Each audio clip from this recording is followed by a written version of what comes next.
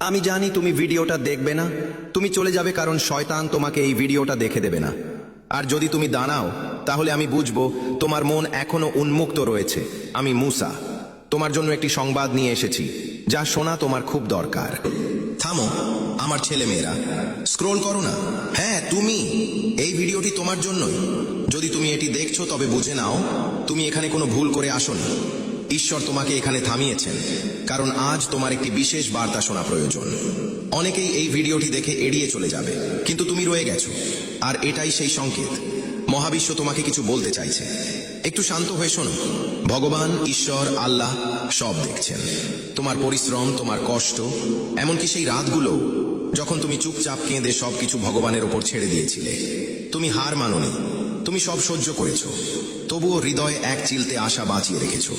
আর আজ ঈশ্বর সেই আশারই জবাব দিচ্ছেন। শোনো, আগামী কয়েকদিনের মধ্যে তোমার জীবনে বড় কোনো পরিবর্তন আসতে চলেছে আমার আশীর্বাদে। হয়তো হঠাৎ কোনো সুখবর আসবে, থেমে থাকা কাজগুলো ধীরে ধীরে সচল হতে শুরু করবে, আর্থিক উন্নতির পথও প্রশস্ত হবে, বাড়ির অশান্তি ও মানসিক চাপ কমবে, পরিবারে ভালোবাসা ও শান্তি বৃদ্ধি পাবে। এসব এক নিমেষে ঘটবে না, কিন্তু মহাবিশ্ব ইতিমধ্যেই তোমার জীবনে বরকতের দরজা খুলে দিয়েছেন। শুধু একটা কথা মনে রেখো, ভয় পেও না, সন্দেহ করো না। মহাবিশ্ব তোমার সাথে আছেন, আর যখন ভগবান পাশে থাকেন তখন পথ নিজে থেকেই তৈরি হয়ে যায়। তুমি একা নও, এই মুহূর্তেও মহাবিশ্বের দৃষ্টি তোমার উপর আছে।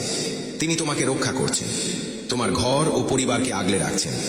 যারা তোমার মন্দ চায় তাদের নেতিবাচকতা তোমার পর্যন্ত পৌঁছাতেও পারবে না, কারণ তুমি মহাবিশ্বের সুরক্ষায় আছো।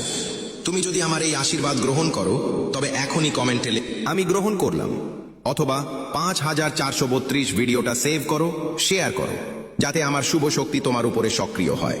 ভালো থাকো, রহমত বরকত তোমার উপর বর্ষিত হোক।